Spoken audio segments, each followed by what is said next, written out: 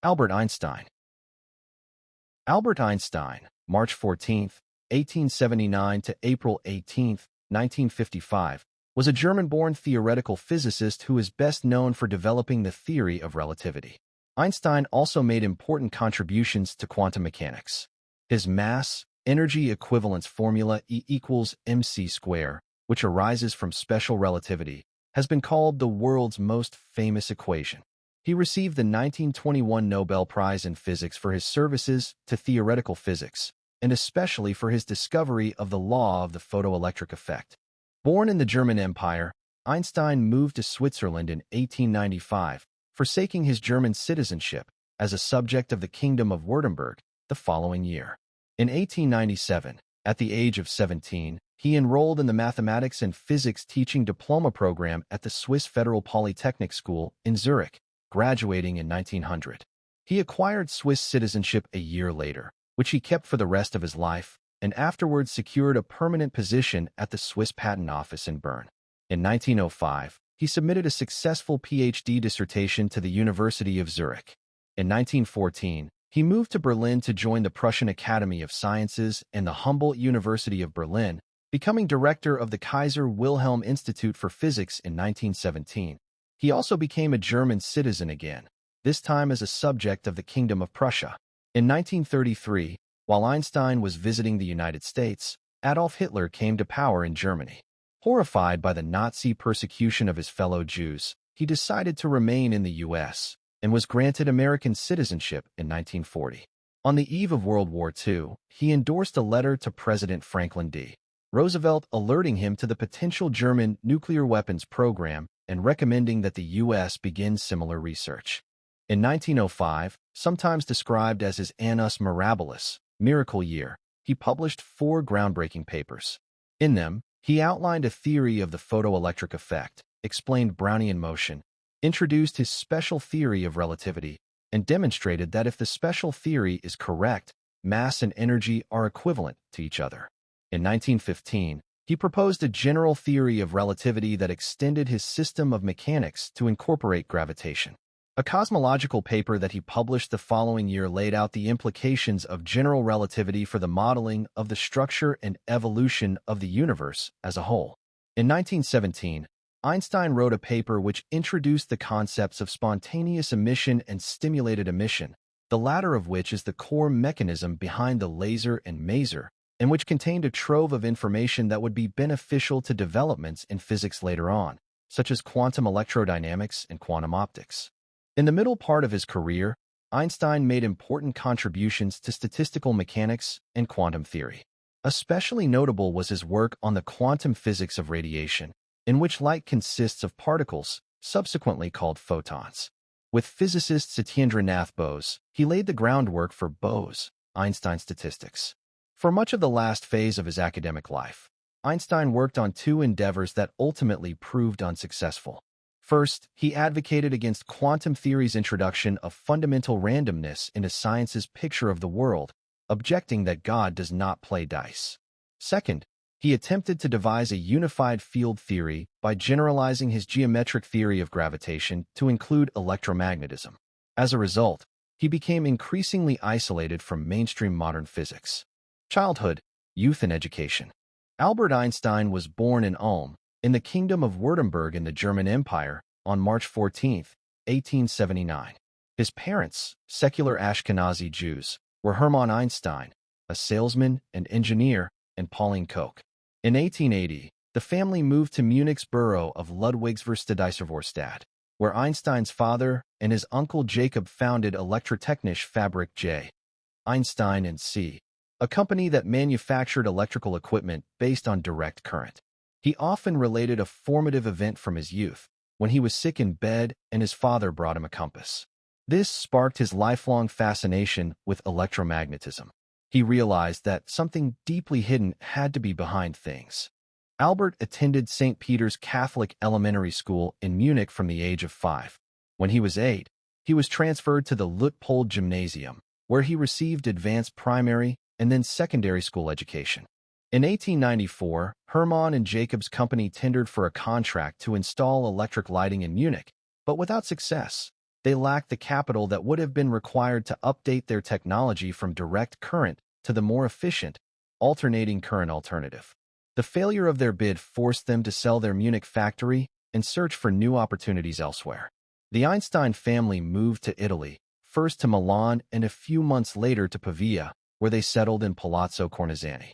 Einstein, then 15, stayed behind in Munich in order to finish his schooling. His father wanted him to study electrical engineering, but he was a fractious pupil who found the gymnasium's regimen and teaching methods far from congenial.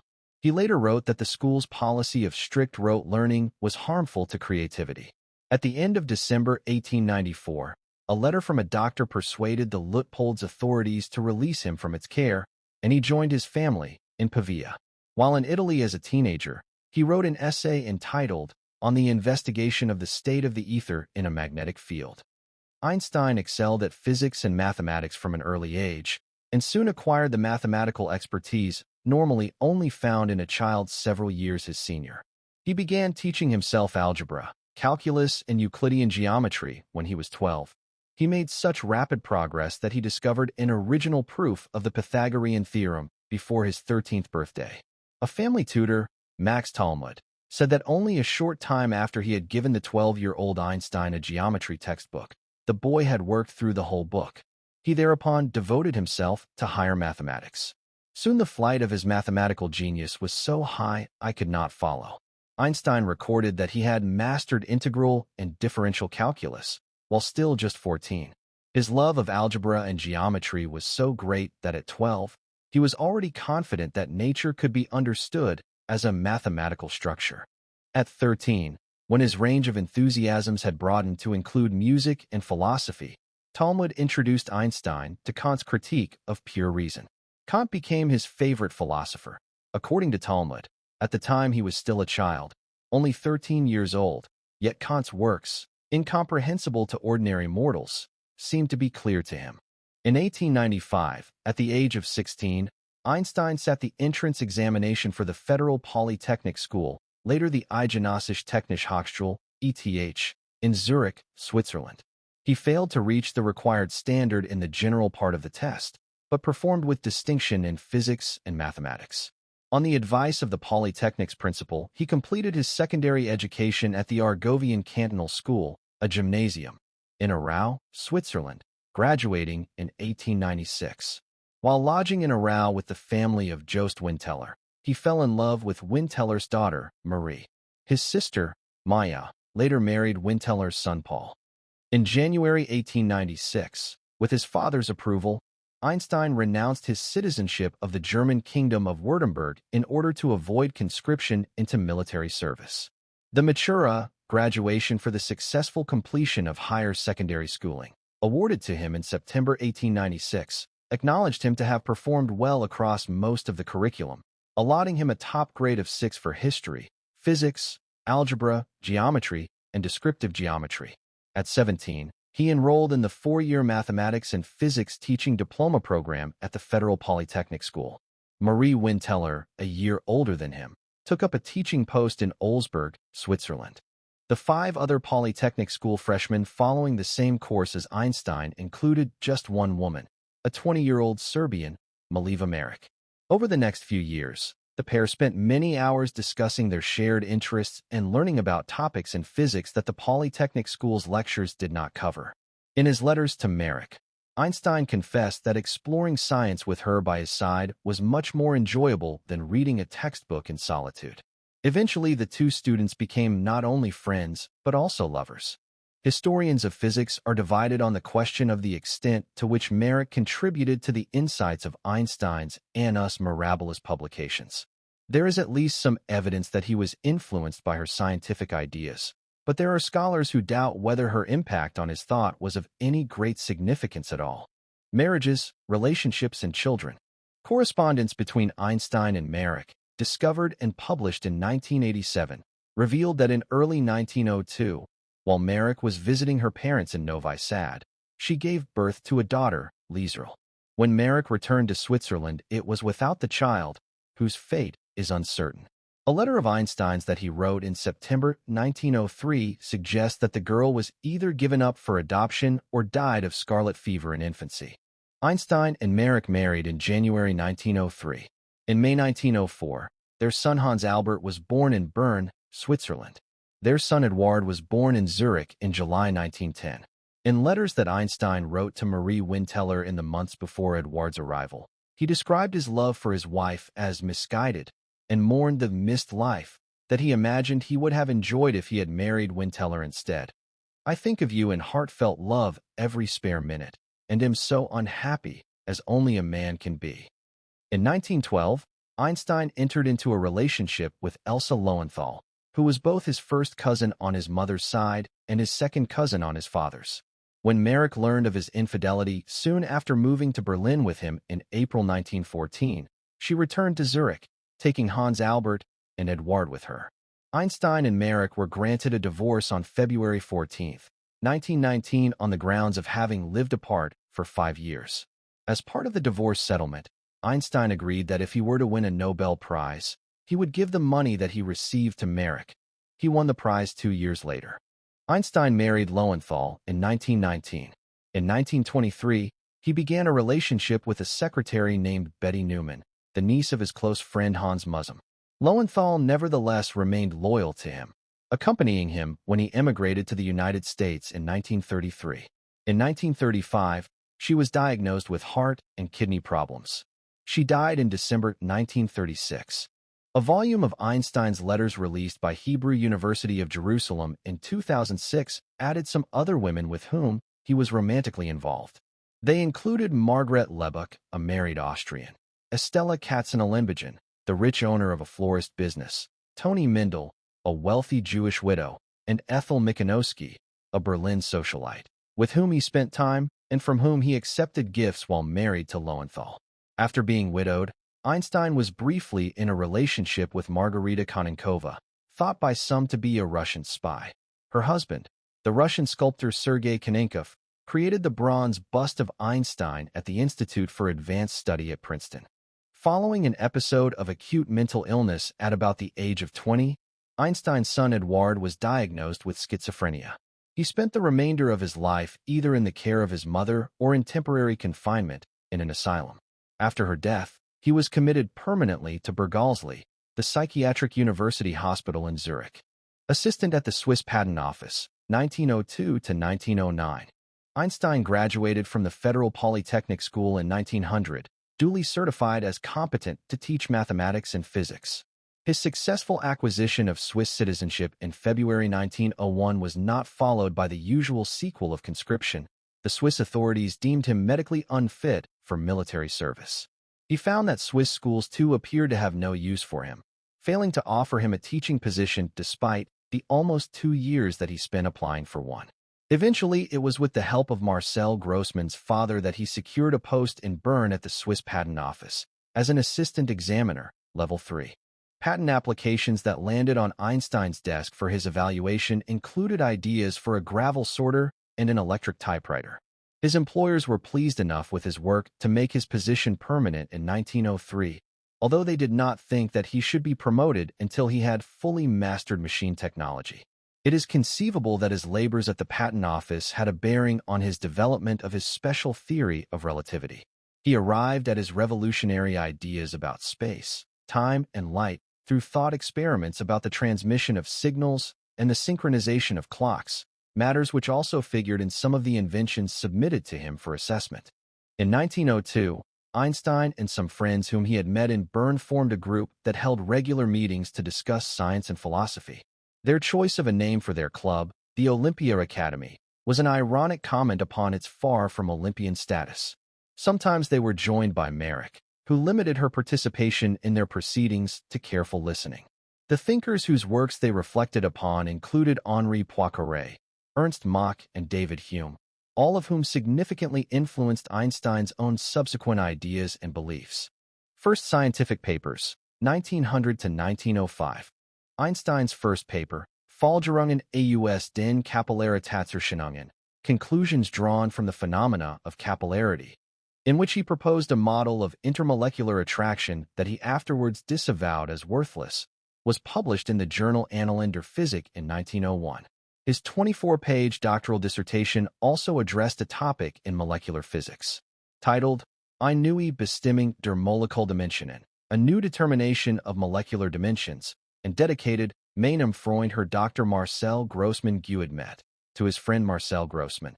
It was completed on April 30th, 1905 and approved by Professor Alfred Kleiner of the University of Zurich 3 months later. Einstein was formally awarded his PhD on January 15, 1906.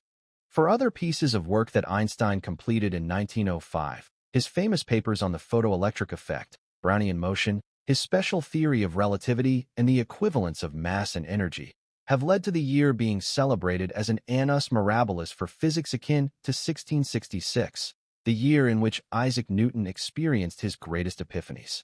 The publications deeply impressed Einstein's contemporaries. Academic career in Europe, 1908 to 1933. Einstein's sabbatical as a civil servant approached its end in 1908, when he secured a junior teaching position at the University of Bern. In 1909, a lecture on relativistic electrodynamics that he gave at the University of Zurich, much admired by Alfred Kleiner, led to Zurich's luring him away from Bern with a newly created associate professorship. Promotion to a full professorship followed in April 1911, when he accepted a chair at the German Charles Ferdinand University in Prague, a move which required him to become an Austrian citizen of the Austro-Hungarian Empire, which was not completed. His time in Prague saw him producing 11 research papers. In July 1912, he returned to his alma mater, the ETH Zurich, to take up a chair in theoretical physics. His teaching activities there centered on thermodynamics and analytical mechanics, and his research interests included the molecular theory of heat, continuum mechanics, and the development of a relativistic theory of gravitation. In his work on the latter topic, he was assisted by his friend Marcel Grossmann, whose knowledge of the kind of mathematics required was greater than his own. In the spring of 1913, 2 German visitors, Max Planck and Walther Nernst, called upon Einstein in Zurich in the hope of persuading him to relocate to Berlin. They offered him membership of the Prussian Academy of Sciences, the directorship of the planned Kaiser Wilhelm Institute for Physics, and a chair at the Humboldt University of Berlin that would allow him to pursue his research supported by a professorial salary, but with no teaching duties to burden him. Their invitation was all the more appealing to him because Berlin happened to be the home of his latest girlfriend, Elsa Lowenthal. He duly joined the academy on July 24, 1913, and moved into an apartment in the Berlin district of Dahlem on April 1, 1914. He was installed in his Humboldt University position shortly thereafter. The outbreak of the First World War in July 1914 marked the beginning of Einstein's gradual estrangement from the nation of his birth. When the Manifesto of the 93 was published in October 1914, a document signed by a host of prominent German thinkers that justified Germany's belligerence, Einstein was one of the few German intellectuals to distance himself from it and sign the alternative, ironic manifesto to the Europeans instead. However, this expression of his doubts about German policy did not prevent him from being elected to a 2-year term as president of the German Physical Society in 1916. When the Kaiser Wilhelm Institute for Physics opened its doors the following year, its foundation delayed because of the war, Einstein was appointed its first director, just as Planck and Nernst had promised. Einstein was elected a foreign member of the Royal Netherlands Academy of Arts and Sciences in 1920 and a foreign member of the Royal Society in 1921. In 1922, he was awarded the 1921 Nobel Prize in Physics for his services to theoretical physics, and especially for his discovery of the law of the photoelectric effect. At this point, some physicists still regarded the general theory of relativity skeptically, and the Nobel citation displayed a degree of doubt even about the work on photoelectricity that it acknowledged. It did not assent to Einstein's notion of the particulate nature of light, which only won over the entire scientific community when S.N. Bose derived the Planck spectrum in 1924. That same year, Einstein was elected an international honorary member of the American Academy of Arts and Sciences, Britain's closest equivalent of the Nobel Award. The Royal Society's Copley Medal was not hung around Einstein's neck until 1925.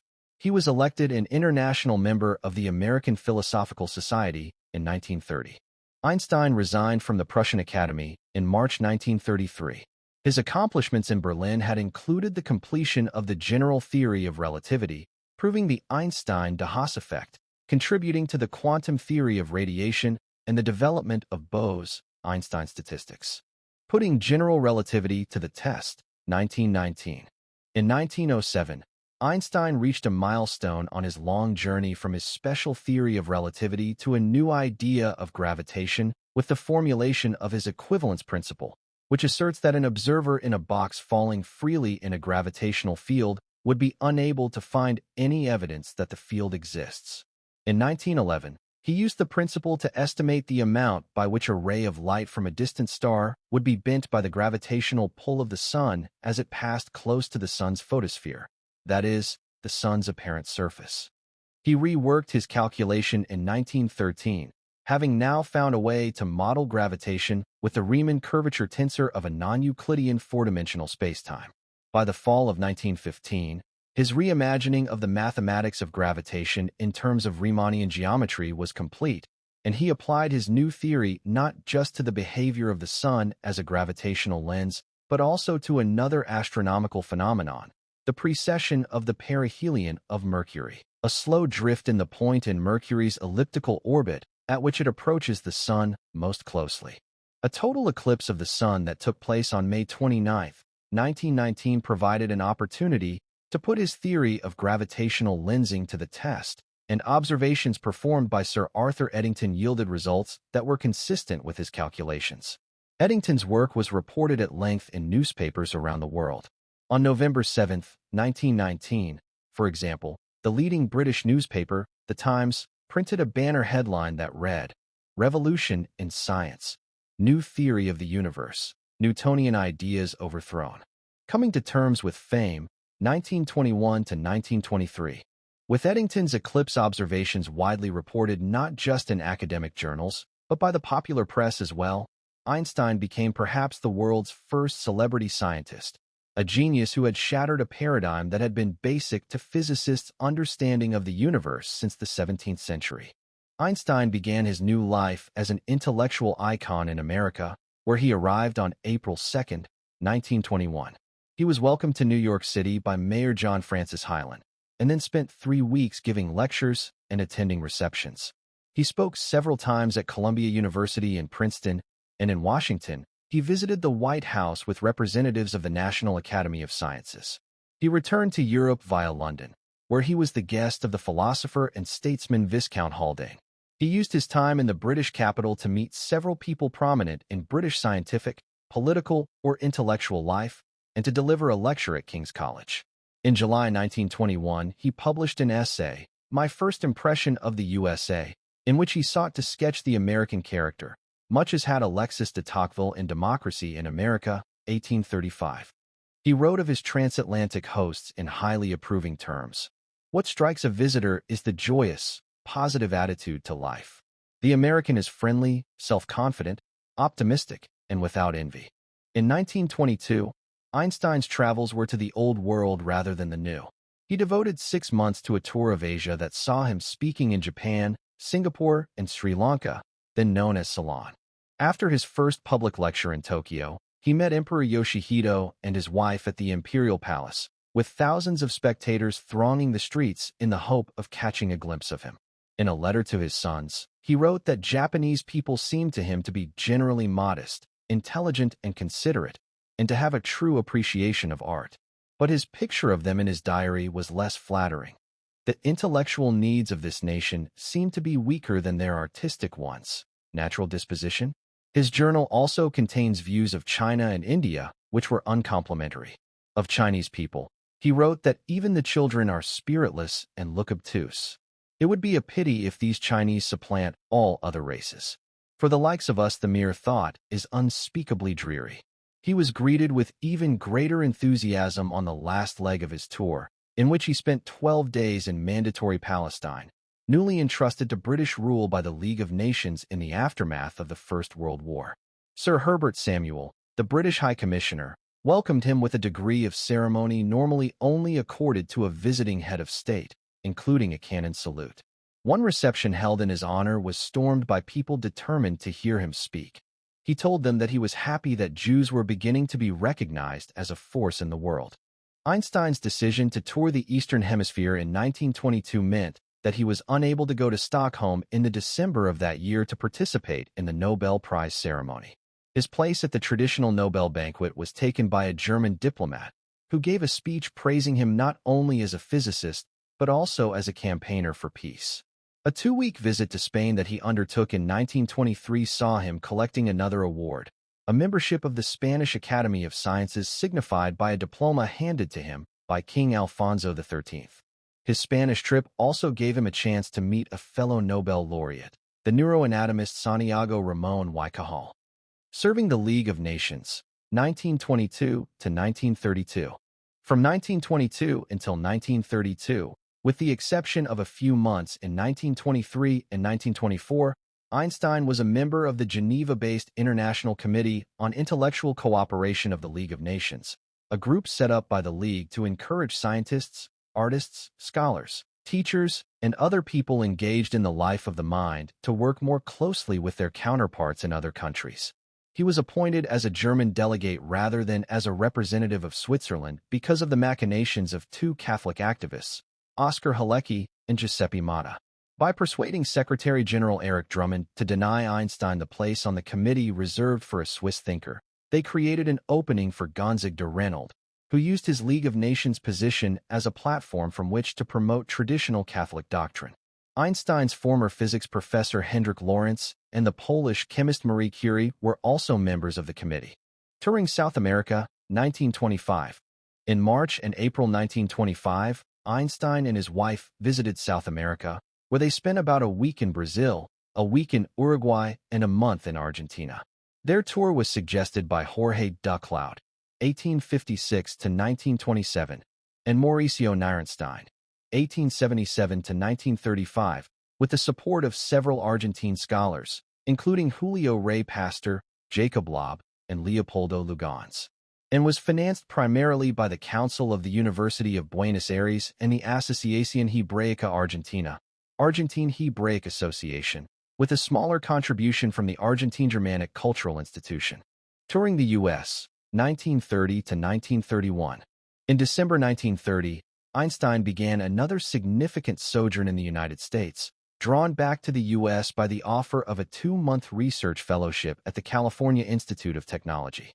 Caltech supported him in his wish that he should not be exposed to quite as much attention from the media as he had experienced when visiting the U.S. in 1921, and he therefore declined all the invitations to receive prizes or make speeches that his admirers poured down upon him. But he remained willing to allow his fans at least some of the time with him that they requested. After arriving in New York City, Einstein was taken to various places and events, including Chinatown, a lunch with the editors of the New York Times, and a performance of Carmen at the Metropolitan Opera, where he was cheered by the audience on his arrival.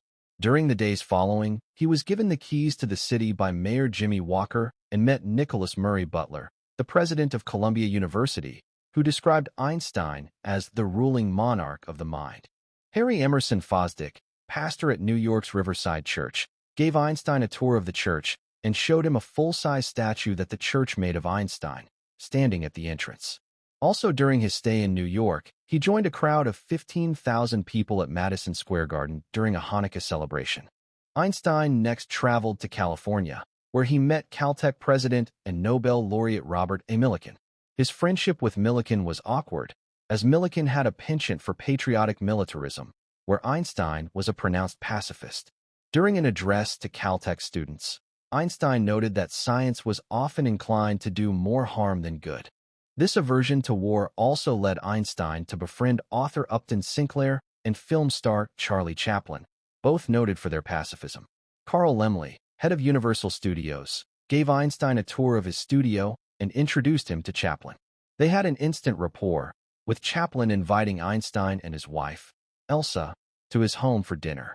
Chaplin said Einstein's outward persona, calm and gentle, seemed to conceal a highly emotional temperament, from which came his extraordinary intellectual energy. Chaplin's film City Lights was to premiere a few days later in Hollywood, and Chaplin invited Einstein and Elsa to join him as his special guests.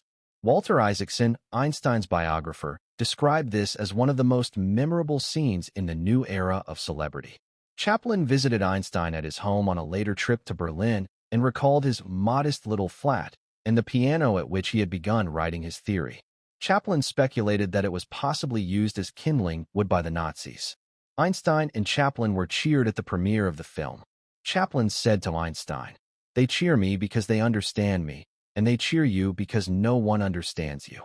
Emigration to the U.S., 1933. In February 1933, while on a visit to the United States, Einstein knew he could not return to Germany with the rise to power of the Nazis under Germany's new chancellor, Adolf Hitler. While at American universities in early 1933, he undertook his third two-month visiting professorship at the California Institute of Technology in Pasadena. In February and March 1933, the Gestapo repeatedly raided his family's apartment in Berlin. He and his wife Elsa returned to Europe in March, and during the trip, they learned that the German Reichstag had passed the Enabling Act on March 23, transforming Hitler's government into a de facto legal dictatorship, and that they would not be able to proceed to Berlin. Later on, they heard that their cottage had been raided by the Nazis and Einstein's personal sailboat confiscated. Upon landing in Antwerp, Belgium on March 28, Einstein immediately went to the German consulate and surrendered his passport, formally renouncing his German citizenship. The Nazis later sold his boat and converted his cottage into a Hitler youth camp. Refugee status.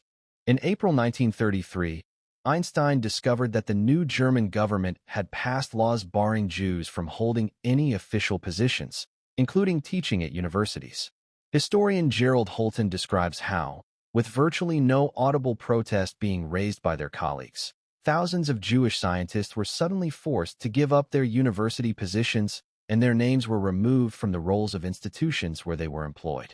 A month later, Einstein's works were among those targeted by the German Student Union in the Nazi book burnings, with Nazi propaganda minister Joseph Goebbels proclaiming, "Jewish intellectualism is dead."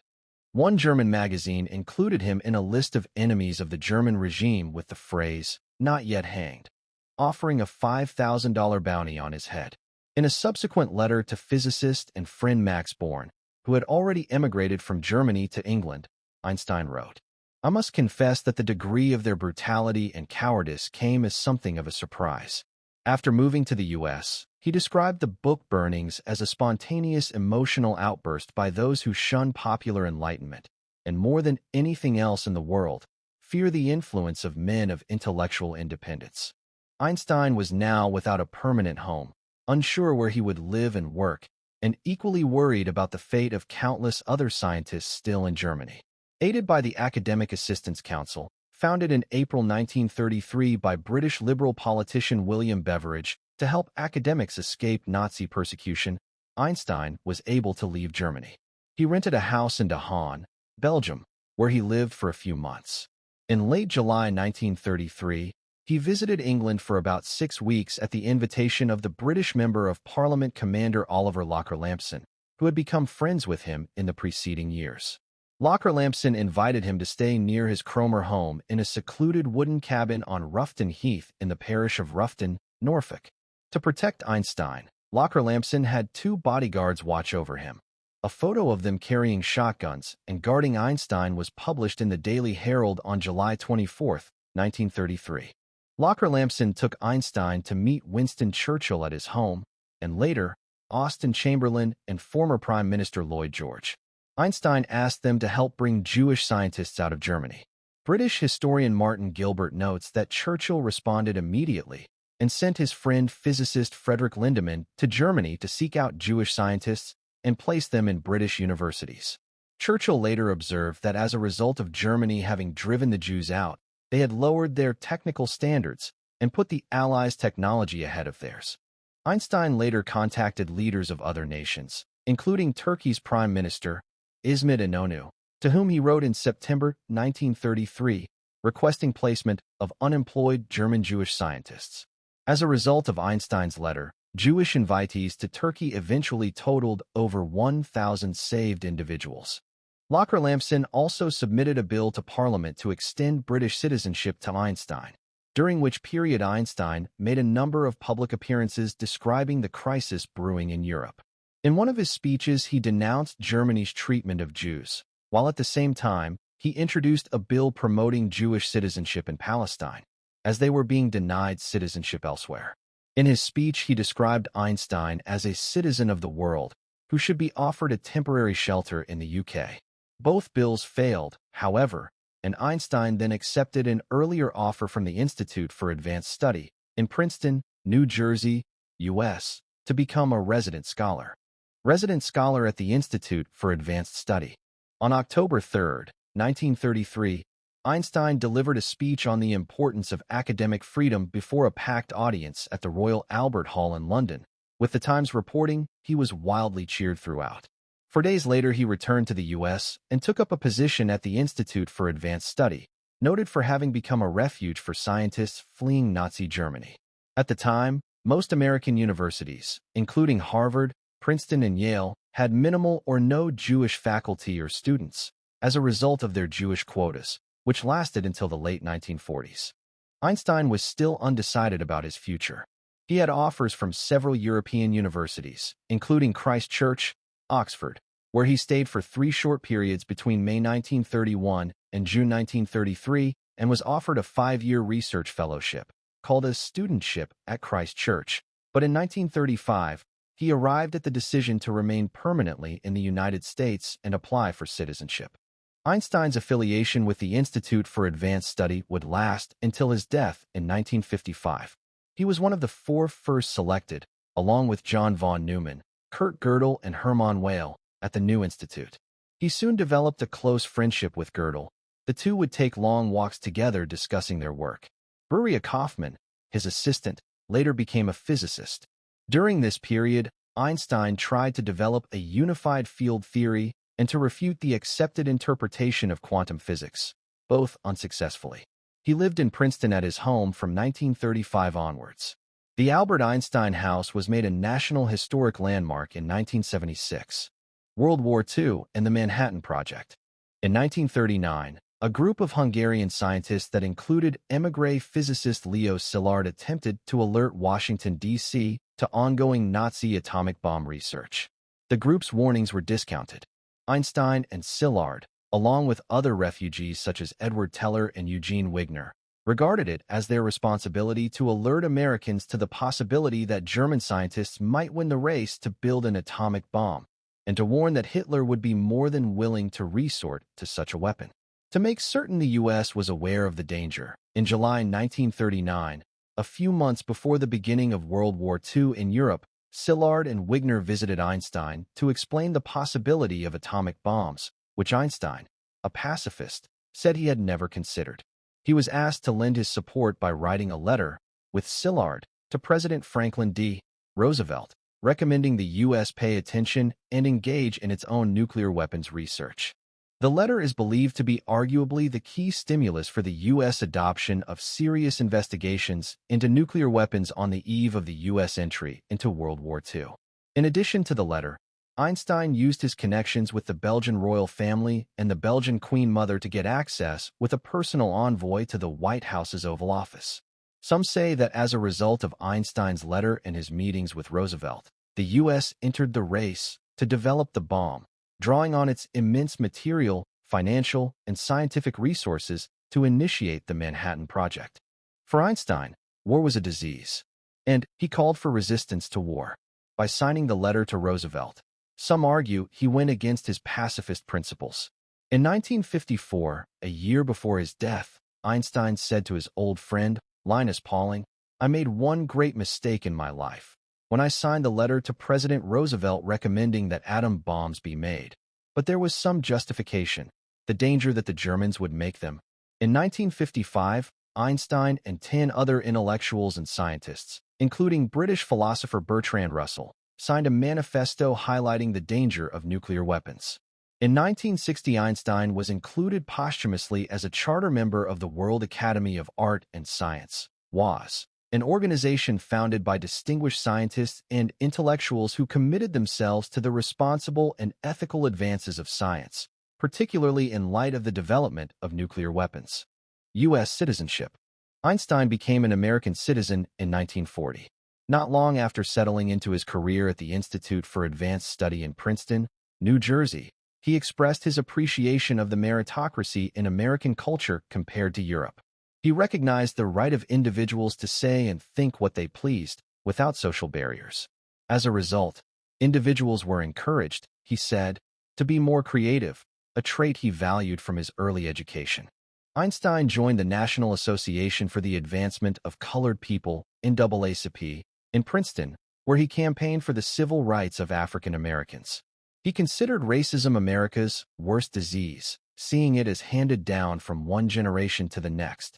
As part of his involvement, he corresponded with civil rights activist W.E.B. Du Bois and was prepared to testify on his behalf during his trial as an alleged foreign agent in 1951. When Einstein offered to be a character witness for Du Bois, the judge decided to drop the case. In 1946, Einstein visited Lincoln University in Pennsylvania, a historically black college, where he was awarded an honorary degree. Lincoln was the first university in the United States to grant college degrees to African Americans.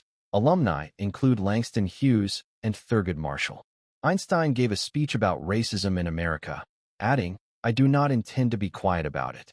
A resident of Princeton recalls that Einstein had once paid the college tuition for a black student. Einstein has said, "Being a Jew myself, perhaps I can understand and empathize with how black people feel as victims of discrimination." Isaacson writes that when Marian Anderson, the black contralto, came to Princeton for a concert in 1937, the Nassau Inn refused her a room. So Einstein invited her to stay at his house on Main Street, in what was a deeply personal as well as symbolic gesture. Whenever she returned to Princeton, she stayed with Einstein, her last visit coming just 2 months before he died. Political views. In 1918, Einstein was one of the signatories of the founding proclamation of the German Democratic Party, a liberal party. Later in his life, Einstein's political view was in favor of socialism and critical of capitalism, which he detailed in his essays, such as Why Socialism? His opinions on the Bolsheviks also changed with time. In 1925, he criticized them for not having a well-regulated system of government and called their rule a regime of terror and a tragedy in human history. He later adopted a more moderated view, criticizing their methods but praising them, which is shown by his 1929 remark on Vladimir Lenin. In Lenin, I honor a man who in total sacrifice of his own person has committed his entire energy to realizing social justice. I do not find his methods advisable. One thing is certain, however, men like him are the guardians and renewers of mankind's conscience. Einstein offered and was called on to give judgments and opinions on matters often unrelated to theoretical physics or mathematics. He strongly advocated the idea of a democratic global government that would check the power of nation-states in the framework of a world federation. He wrote, I advocate world government because I am convinced that there is no other possible way of eliminating the most terrible danger in which man has ever found himself. The FBI created a secret dossier on Einstein in 1932. By the time of his death, it was 1,427 pages long. Einstein was deeply impressed by Mahatma Gandhi, with whom he corresponded. He described Gandhi as a role model for the generations to come. The initial connection was established on September 27, 1931, when Wilfred Israel took his Indian guest V.A. Sundaram to meet his friend Einstein at his summer home in the town of Kapith. Sundaram was Gandhi's disciple and special envoy, whom Wilfred Israel met while visiting India and visiting the Indian leader's home in 1925. During the visit, Einstein wrote a short letter to Gandhi that was delivered to him through his envoy, and Gandhi responded quickly with his own letter. Although in the end Einstein and Gandhi were unable to meet as they had hoped, the direct connection between them was established through Wilfred Israel. Relationship with Zionism. Einstein was a figurehead leader in the establishment of the Hebrew University of Jerusalem, which opened in 1925. Earlier, in 1921, he was asked by the biochemist and president of the World Zionist Organization, Chaim Weizmann, to help raise funds for the planned university. He made suggestions for the creation of an Institute of Agriculture, a chemical institute, and an institute of microbiology in order to fight the various ongoing epidemics such as malaria, which he called an evil that was undermining a third of the country's development. He also promoted the establishment of an Oriental Studies Institute to include language courses given in both Hebrew and Arabic. Einstein was not a nationalist and opposed the creation of an independent Jewish state. He felt that the waves of arriving Jews of the Aliyah could live alongside existing Arabs in Palestine. The State of Israel was established without his help in 1948. Einstein was limited to a marginal role in the Zionist movement. Upon the death of Israeli President Weizmann in November 1952, Prime Minister David Ben-Gurion offered Einstein the largely ceremonial position of President of Israel at the urging of Israel Carlebach. The offer was presented by Israel's ambassador in Washington, Abba Eban, who explained that the offer embodies the deepest respect which the Jewish people can repose in any of its sons. Einstein wrote that he was deeply moved, but at once saddened and ashamed that he could not accept it. Religious and philosophical views. Perlis Molin, I believe what allowed Einstein to achieve so much was primarily a moral quality. He simply cared far more than most of his colleagues that the laws of physics have to explain everything in nature coherently and consistently. Einstein expounded his spiritual outlook in a wide array of writings and interviews.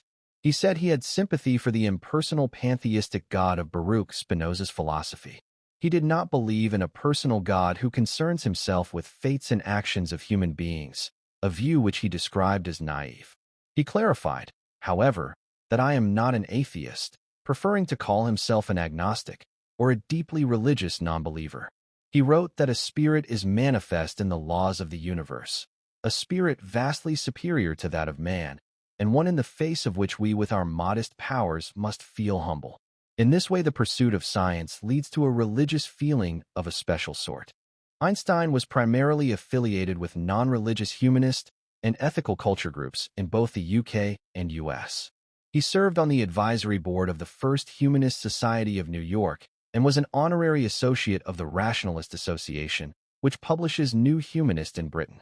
For the 75th anniversary of the New York Society for Ethical Culture, he stated that the idea of ethical culture embodied his personal conception of what is most valuable and enduring in religious idealism.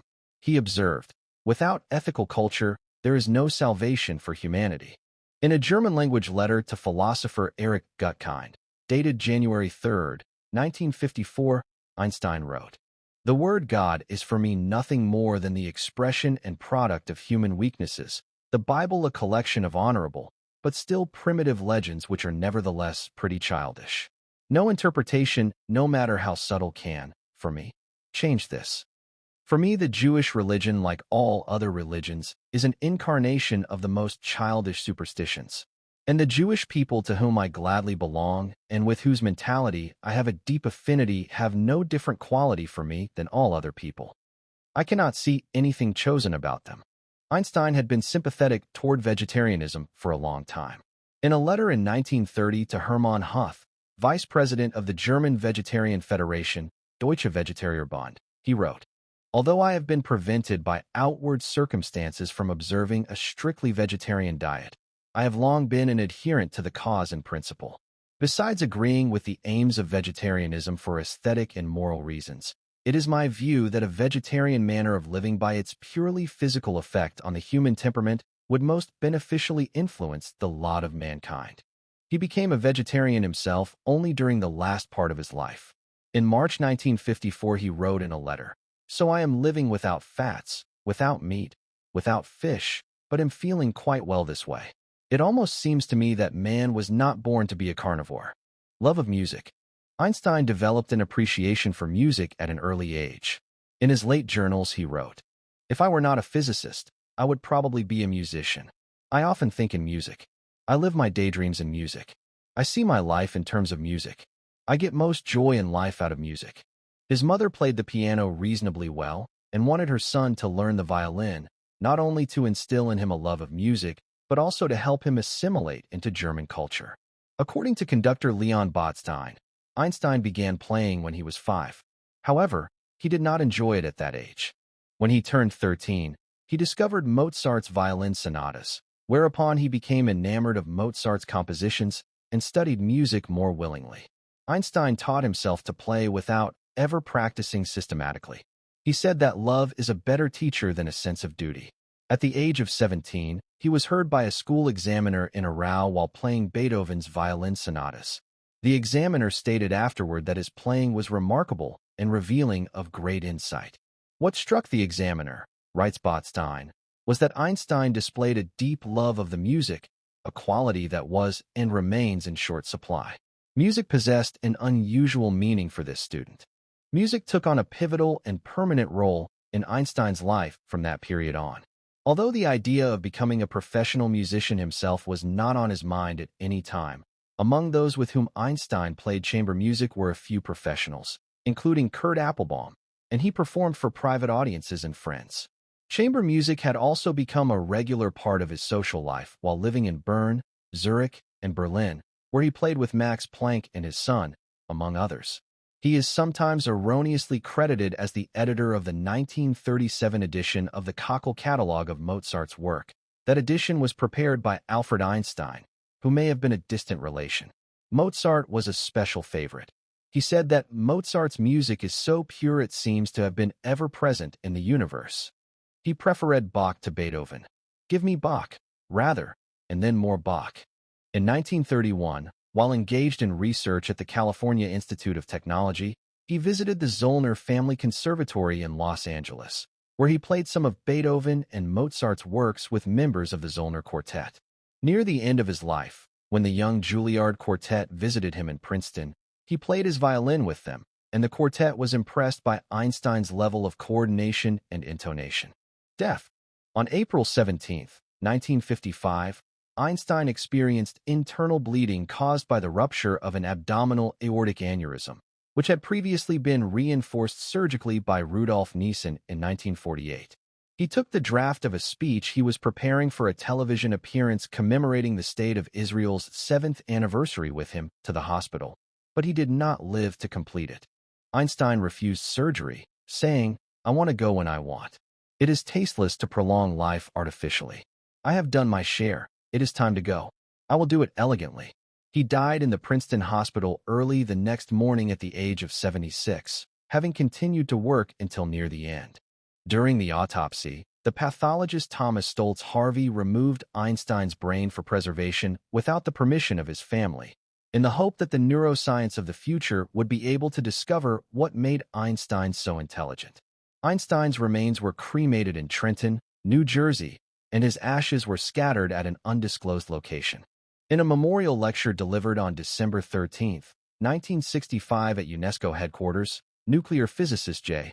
Robert Oppenheimer summarized his impression of Einstein as a person.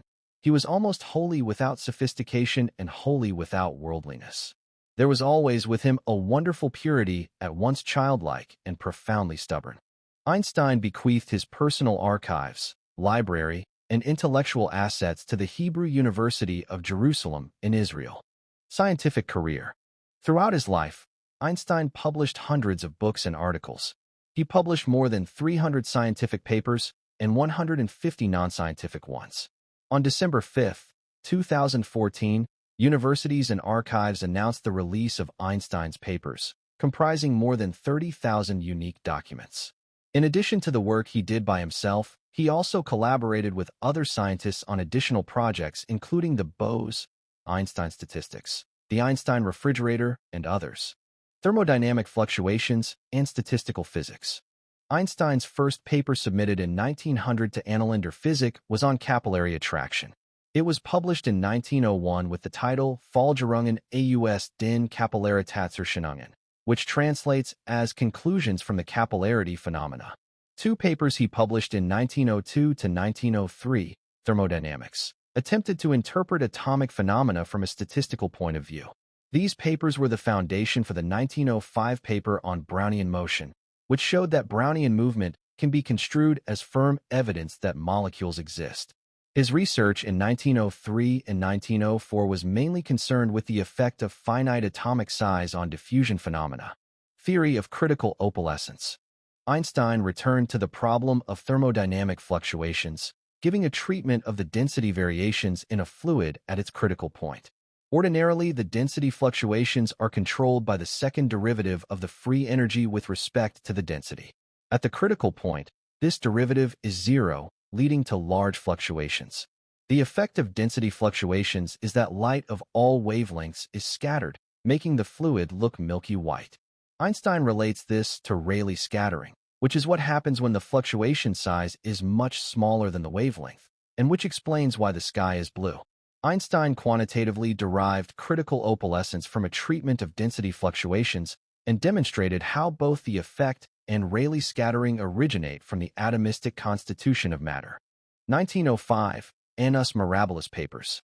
The Annus Mirabilis Papers are 4 articles pertaining to the photoelectric effect, which gave rise to quantum theory, Brownian motion, the special theory of relativity, and E equals mc square that Einstein published in the Annalen der Physik Scientific Journal in 1905. These 4 works contributed substantially to the foundation of modern physics and changed views on space, time, and matter. Special relativity. Einstein's Zur Elektrodynamik bewegter Körper, on the electrodynamics of moving bodies, was received on June 30, 1905 and published September 26 of that same year. It reconciled conflicts between Maxwell's equations, the laws of electricity and magnetism, and the laws of Newtonian mechanics by introducing changes to the laws of mechanics. Observationally, the effects of these changes are most apparent at high speeds, where objects are moving at speeds close to the speed of light. The theory developed in this paper later became known as Einstein's special theory of relativity. This paper predicted that, when measured in the frame of a relatively moving observer, a clock carried by a moving body would appear to slow down, and the body itself would contract in its direction of motion. This paper also argued that the idea of a luminiferous ether, one of the leading theoretical entities in physics at the time, was superfluous. In his paper on mass, energy equivalence, Einstein produced E equals mc square as a consequence of his special relativity equations. Einstein's 1905 work on relativity remained controversial for many years, but was accepted by leading physicists, starting with Max Planck. Einstein originally framed special relativity in terms of kinematics, the study of moving bodies. In 1908, Hermann Minkowski reinterpreted special relativity in geometric terms as a theory of spacetime. Einstein adopted Minkowski's formalism in his 1915 general theory of relativity. General relativity and the equivalence principle. General relativity, GR, is a theory of gravitation that was developed by Einstein between 1907 and 1915. According to it, the observed gravitational attraction between masses results from the warping of spacetime by those masses. General relativity has developed into an essential tool in modern astrophysics. It provides the foundation for the current understanding of black holes, regions of space where gravitational attraction is so strong that not even light can escape. As Einstein later said, the reason for the development of general relativity was that the preference of inertial motions within special relativity was unsatisfactory, while a theory which from the outset prefers no state of motion, even accelerated ones, should appear more satisfactory. Consequently, in 1907, he published an article on acceleration under special relativity. In that article titled, On the Relativity Principle and the Conclusions Drawn from It, he argued that free fall is really inertial motion, and that for a free-falling observer the rules of special relativity must apply. This argument is called the equivalence principle. In the same article, Einstein also predicted the phenomena of gravitational time dilation, gravitational redshift, and gravitational lensing. In 1911, Einstein published another article on the influence of gravitation on the propagation of light, expanding on the 1907 article, in which he estimated the amount of deflection of light by massive bodies. Thus, the theoretical prediction of general relativity could for the first time be tested experimentally. Gravitational waves. In 1916, Einstein predicted gravitational waves, ripples in the curvature of spacetime which propagate as waves, traveling outward from the source, transporting energy as gravitational radiation. The existence of gravitational waves is possible under general relativity due to its Lorentz invariance, which brings the concept of a finite speed of propagation of the physical interactions of gravity with it. By contrast, gravitational waves cannot exist in the Newtonian theory of gravitation, which postulates that the physical interactions of gravity propagate at infinite speed. The first, indirect, detection of gravitational waves came in the 1970s through observation of a pair of closely orbiting neutron stars, PSR B 1913+16. The explanation for the decay in their orbital period was that they were emitting gravitational waves. Einstein's prediction was confirmed on February 11, 2016, when researchers at LIGO published the first observation of gravitational waves, detected on Earth on September 14, 2015, nearly 100 years after the prediction. Whole argument and Entwerf theory. While developing general relativity, Einstein became confused about the gauge invariance in the theory. He formulated an argument that led him to conclude that a general relativistic field theory is impossible. He gave up looking for fully generally covariant tensor equations and searched for equations that would be invariant under general linear transformations only. In June 1913, the Entwerf draft theory was the result of these investigations. As its name suggests, it was a sketch of a theory, less elegant and more difficult than general relativity, with the equations of motion supplemented by additional gauge fixing conditions. After more than 2 years of intensive work, Einstein realized that the whole argument was mistaken and abandoned the theory in November 1915. Physical cosmology. In 1917, Einstein applied the general theory of relativity to the structure of the universe as a whole. He discovered that the general field equations predicted a universe that was dynamic, either contracting or expanding. As observational evidence for a dynamic universe was lacking at the time, Einstein introduced a new term, the cosmological constant, into the field equations in order to allow the theory to predict a static universe. The modified field equations predicted a static universe of closed curvature in accordance with Einstein's understanding of Mach's principle in these years. This model became known as the Einstein world or Einstein's static universe. Following the discovery of the recession of the galaxies by Edwin Hubble in 1929, Einstein abandoned his static model of the universe and proposed two dynamic models of the cosmos, the Friedmann-Einstein universe of 1931 and the Einstein-de Sitter universe of 1932. In each of these models, Einstein discarded the cosmological constant, claiming that it was, in any case, theoretically unsatisfactory. In many Einstein biographies, it is claimed that Einstein referred to the cosmological constant in later years as his biggest blunder, based on a letter George Gamow claimed to have received from him. The astrophysicist Mario Livio has cast doubt on this claim. In late 2013, a team led by the Irish physicist Cormac O'Reilly discovered evidence that, shortly after learning of Hubble's observations of the recession of the galaxies, Einstein considered a steady-state model of the universe. In a hitherto overlooked manuscript, apparently written in early 1931, Einstein explored a model of the expanding universe in which the density of matter remains constant due to a continuous creation of matter, a process that he associated with the cosmological constant. As he stated in the paper, in what follows, I would like to draw attention to a solution to equation 1 that can account for Hubble's facts, and in which the density is constant over time. If one considers a physically bounded volume, particles of matter will be continually leaving it. For the density to remain constant, new particles of matter must be continually formed in the volume from space. It thus appears that Einstein considered a steady-state model of the expanding universe many years before Hoyle, Bondi, and Gould. However, Einstein's steady-state model contained a fundamental flaw, and he quickly abandoned the idea. Energy-momentum pseudotensor. General relativity includes a dynamical spacetime, so it is difficult to see how to identify the conserved energy and momentum. Noether's theorem allows these quantities to be determined from a Lagrangian with translation invariance, but general covariance makes translation invariance into something of a gauge symmetry. The energy and momentum derived within general relativity by Noether's prescriptions do not make a real tensor for this reason.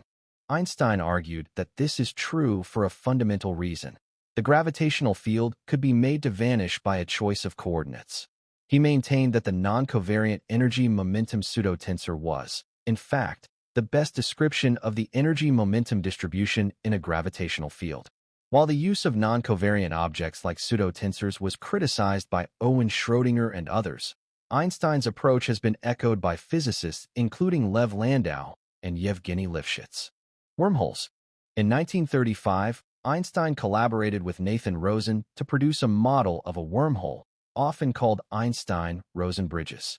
His motivation was to model elementary particles with charge as a solution of gravitational field equations. In line with the program outlined in the paper, do gravitational fields play an important role in the constitution of the elementary particles? These solutions cut and pasted Schwarzschild black holes to make a bridge between two patches.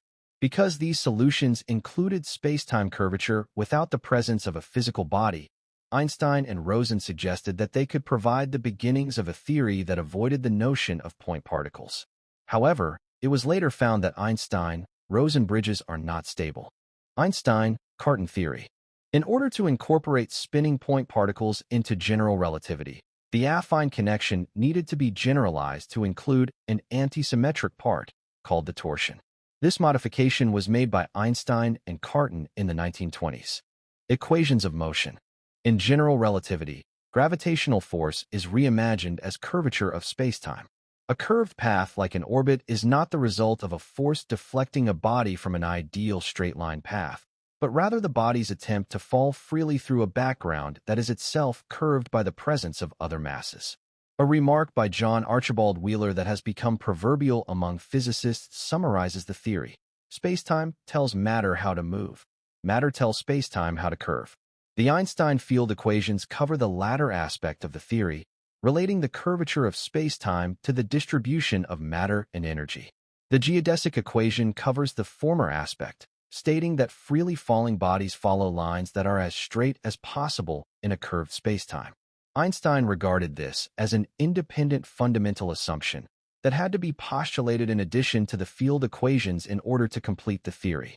Believing this to be a shortcoming in how general relativity was originally presented, he wished to derive it from the field equations themselves. Since the equations of general relativity are nonlinear, a lump of energy made out of pure gravitational fields, like a black hole, would move on a trajectory which is determined by the Einstein field equations themselves, not by a new law. Accordingly, Einstein proposed that the field equations would determine the path of a singular solution, like a black hole, to be a geodesic. Both physicists and philosophers have often repeated the assertion that the geodesic equation can be obtained from applying the field equations to the motion of a gravitational singularity, but this claim remains disputed. Photons and energy quanta. In a 1905 paper, Einstein postulated that light itself consists of localized particles, quanta. Einstein's light quanta were nearly universally rejected by all physicists, including Max Planck and Niels Bohr. This idea only became universally accepted in 1919, with Robert Millikan's detailed experiments on the photoelectric effect and with the measurement of Compton scattering. Einstein concluded that each wave of frequency f is associated with a collection of photons with energy hf each, where h is the Planck constant. He did not say much more, because he was not sure how the particles were related to the wave. But he did suggest that this idea would explain certain experimental results, notably the photoelectric effect. Light quanta were dubbed photons by Gilbert N. Lewis in 1926. Quantized atomic vibrations. In 1907, Einstein proposed a model of matter where each atom in a lattice structure is an independent harmonic oscillator. In the Einstein model, each atom oscillates independently, a series of equally spaced quantized states for each oscillator. Einstein was aware that getting the frequency of the actual oscillations would be difficult, but he nevertheless proposed this theory because it was a particularly clear demonstration that quantum mechanics could solve the specific heat problem in classical mechanics. Peter Debye refined this model. Bose-Einstein statistics. In 1924, Einstein received a description of a statistical model from Indian physicist Satyendranath Bose, based on a counting method that assumed that light could be understood as a gas of indistinguishable particles. Einstein noted that Bose's statistics applied to some atoms as well as to the proposed light particles, and submitted his translation of Bose's paper to the Zeitschrift für Physik. Einstein also published his own articles describing the model and its implications, among them the Bose-Einstein condensate phenomenon that some particulates should appear at very low temperatures. It was not until 1995 that the first such condensate was produced experimentally by Eric Allen Cornell and Carl Wieman using ultra-cooling equipment built at the NIST, GELA laboratory at the University of Colorado at Boulder. Bose-Einstein statistics are now used to describe the behaviors of any assembly of bosons. Einstein's sketches for this project may be seen in the Einstein archive in the library of the Leiden University. Wave-particle duality. Although the Patent Office promoted Einstein to Technical Examiner Second Class in 1906, he had not given up on academia. In 1908, he became a Privatdozent at the University of Bern. In Über die Entwicklung unserer Anschauungen über das Wesen und die Konstitution der Strahlung, the development of our views on the composition and essence of radiation, on the quantization of light, and in an earlier 1909 paper, Einstein showed that Max Planck's energy quanta must have well-defined momenta and act in some respects as independent, point-like particles. This paper introduced the photon concept and inspired the notion of wave-particle duality in quantum mechanics. Einstein saw this wave-particle duality in radiation as concrete evidence for his conviction that physics needed a new, unified foundation. Zero-point energy. In a series of works completed from 1911 to 1913, Planck reformulated his 1900 quantum theory and introduced the idea of zero-point energy in his second quantum theory. Soon, this idea attracted the attention of Einstein and his assistant Otto Stern. Assuming the energy of rotating diatomic molecules contains zero-point energy, they then compared the theoretical specific heat of hydrogen gas with the experimental data. The numbers matched nicely. However, after publishing the findings, they promptly withdrew their support because they no longer had confidence in the correctness of the idea of zero-point energy. Stimulated emission. In 1917, at the height of his work on relativity, Einstein published an article in Physikalische Zeitschrift that proposed the possibility of stimulated emission, the physical process that makes possible the maser and the laser. This article showed that the statistics of absorption and emission of light would only be consistent with Planck's distribution law if the emission of light into a mode with n photons would be enhanced statistically compared to the emission of light into an empty mode. This paper was enormously influential in the later development of quantum mechanics because it was the first paper to show that the statistics of atomic transitions had simple laws. Matter waves. Einstein discovered Louis de Broglie's work and supported his ideas, which were received skeptically at first. In another major paper from this era, Einstein observed that de Broglie waves could explain the quantization rules of Bohr and Sommerfeld. This paper would inspire Schrödinger's work of 1926. Einstein's objections to quantum mechanics. Einstein played a major role in developing quantum theory, beginning with his 1905 paper on the photoelectric effect. However, he became displeased with modern quantum mechanics as it had evolved after 1925, despite its acceptance by other physicists. He was skeptical that the randomness of quantum mechanics was fundamental rather than the result of determinism, stating that God is not playing at dice. Until the end of his life, he continued to maintain that quantum mechanics was incomplete. Bohr versus Einstein. The Bohr-Einstein debates were a series of public disputes about quantum mechanics between Einstein and Niels Bohr, who were two of its founders. Their debates are remembered because of their importance to the philosophy of science. Their debates would influence later interpretations of quantum mechanics. Einstein, Podolsky, Rosen paradox. Einstein never fully accepted quantum mechanics. While he recognized that it made correct predictions, he believed a more fundamental description of nature must be possible. Over the years, he presented multiple arguments to this effect, but the one he preferred most dated to a debate with Bohr in 1930. Einstein suggested a thought experiment in which two objects are allowed to interact and then moved apart a great distance from each other. The quantum mechanical description of the two objects is a mathematical entity known as a wave function. If the wave function that describes the two objects before their interaction is given, then the Schrödinger equation provides the wave function that describes them after their interaction.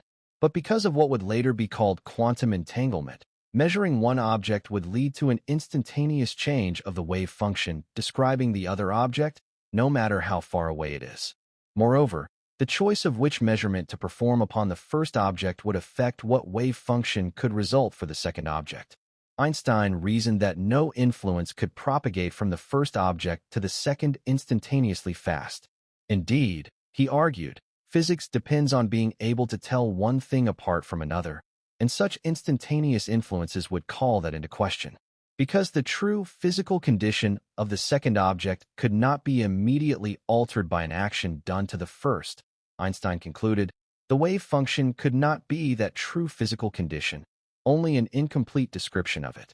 A more famous version of this argument came in 1935, when Einstein published a paper with Boris Podolsky and Nathan Rosen that laid out what would become known as the EPR paradox. In this thought experiment, two particles interact in such a way that the wave function describing them is entangled. Then, no matter how far the two particles were separated, a precise position measurement on one particle would imply the ability to predict, perfectly, the result of measuring the position of the other particle. Likewise, a precise momentum measurement of one particle would result in an equally precise prediction of the momentum of the other particle, without needing to disturb the other particle in any way. They argued that no action taken on the first particle could instantaneously affect the other, since this would involve information being transmitted faster than light, which is forbidden by the theory of relativity. They invoked a principle, later known as the EPR criterion of reality, positing that, if, without in any way disturbing a system, we can predict with certainty, i.e., with probability equal to unity, the value of a physical quantity, then there exists an element of reality corresponding to that quantity. From this, they inferred that the second particle must have a definite value of both position and of momentum prior to either quantity being measured. But quantum mechanics considers these two observables incompatible and thus does not associate simultaneous values for both to any system. Einstein, Podolsky, and Rosen therefore concluded that quantum theory does not provide a complete description of reality. In 1964, John Stuart Bell carried the analysis of quantum entanglement much further. He deduced that if measurements are performed independently on the two separated particles of an entangled pair, then the assumption that the outcomes depend upon hidden variables within each half implies a mathematical constraint on how the outcomes on the two measurements are correlated. This constraint would later be called a Bell inequality. Bell then showed that quantum physics predicts correlations that violate this inequality. Consequently, the only way that hidden variables could explain the predictions of quantum physics is if they are non-local, which is to say that somehow the two particles are able to interact instantaneously no matter how widely they ever become separated. Bell argued that because an explanation of quantum phenomena in terms of hidden variables would require non-locality, the EPR paradox is resolved in the way which Einstein would have liked least. Despite this, and although Einstein personally found the argument in the EPR paper overly complicated, that paper became among the most influential papers published in Physical Review. It is considered a centerpiece of the development of quantum information theory. Unified field theory.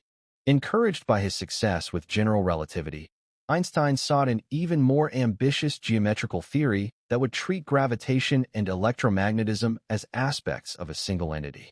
In 1950, he described his unified field theory in a Scientific American article titled, On the Generalized Theory of Gravitation.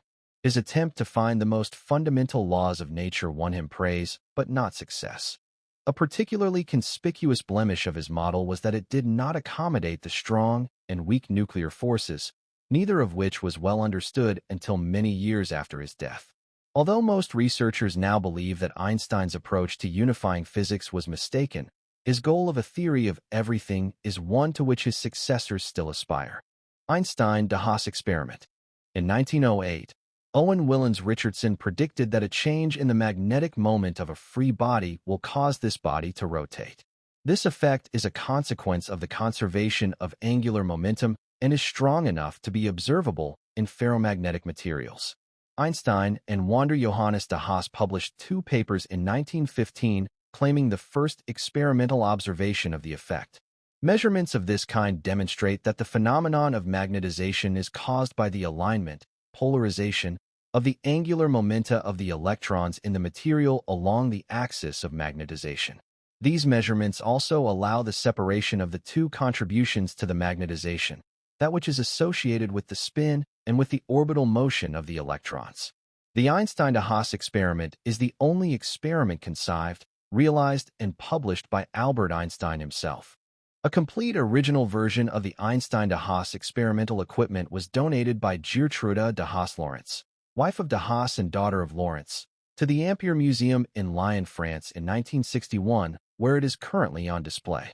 It was lost among the museum's holdings and was rediscovered in 2023. Einstein as an inventor. In 1926, Einstein and his former student Leo Szilard co-invented, and in 1930, patented, the Einstein refrigerator. This absorption refrigerator was then revolutionary for having no moving parts and using only heat as an input. On November 11, 1930, U.S. Patent 1,781,541 was awarded to Einstein and Leo Szilard for the refrigerator.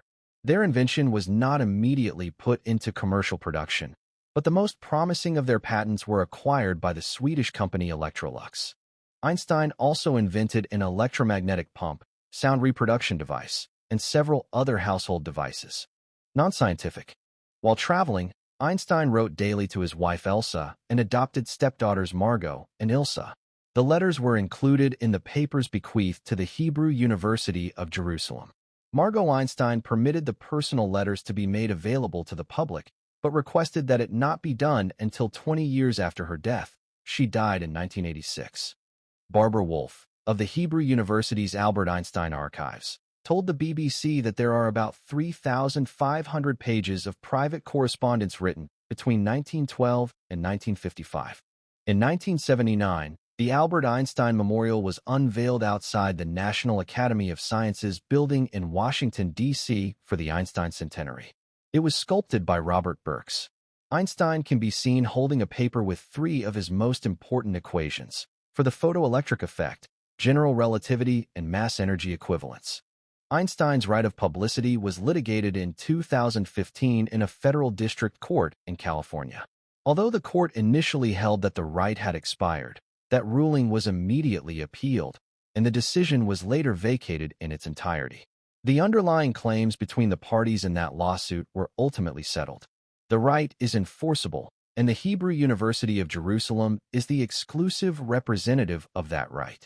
Corbis, successor to the Roger Richman Agency, licenses the use of his name and associated imagery as agent for the university. Mount Einstein in the Chugach Mountains of Alaska was named in 1955. Mount Einstein in New Zealand's Paparoa Range was named after him in 1970 by the Department of Scientific and Industrial Research. In 1999, Einstein was named Times Person of the Century. Scientific. In 1999, a survey of the top 100 physicists voted for Einstein as the greatest physicist ever, while a parallel survey of rank-and-file physicists gave the top spot to Isaac Newton, with Einstein second. Physicist Lev Landau ranked physicists from 0 to 5 on a logarithmic scale of productivity and genius, with Newton and Einstein belonging in a super league, with Newton receiving the highest ranking of 0, followed by Einstein with 0.5, while fathers of quantum mechanics such as Werner Heisenberg and Paul Dirac were ranked 1, with Landau himself a 2. Physicist Eugene Wigner noted that while John von Neumann had the quickest and acute mind he ever knew, the understanding of Einstein was deeper than von Neumann's, stating that. But Einstein's understanding was deeper than even Janczy von Neumann's. His mind was both more penetrating and more original than von Neumann's. And that is a very remarkable statement. Einstein took an extraordinary pleasure in invention. Two of his greatest inventions are the special and general theories of relativity. And for all of Janczy's brilliance, he never produced anything so original. No modern physicist has. The International Union of Pure and Applied Physics declared 2005 the World Year of Physics, also known as Einstein Year, in recognition of Einstein's miracle year in 1905. It was also declared the International Year of Physics by the United Nations. In popular culture, Einstein became one of the most famous scientific celebrities after the confirmation of his general theory of relativity in 1919. Although most of the public had little understanding of his work, he was widely recognized and admired. In the period before World War II, the New Yorker published a vignette in their The Talk of the Town feature saying that Einstein was so well known in America that he would be stopped on the street by people wanting him to explain that theory. Eventually, he came to cope with unwanted inquirers by pretending to be someone else. Pardon me, sorry. Always I am mistaken for Professor Einstein. Einstein has been the subject of or inspiration for many novels, films, plays, and works of music. He is a favorite model for depictions of absent-minded professors. His expressive face and distinctive hairstyle have been widely copied and exaggerated. Time magazine's Frederick Golden wrote that Einstein was a cartoonist's dream come true. His intellectual achievements and originality made Einstein broadly synonymous with genius. Many popular quotations are often misattributed to him. Awards and honors. Einstein received numerous awards and honors, and in 1922, he was awarded the 1921 Nobel Prize in Physics for his services to theoretical physics, and especially for his discovery of the law of the photoelectric effect. None of the nominations in 1921 met the criteria set by Alfred Nobel, so the 1921 prize was carried forward and awarded to Einstein in 1922. Einsteinium, a synthetic chemical element, was named in his honor in 1955, a few months after his death. Sourced from Wikipedia. May 2025. Produced by ttsreader.com.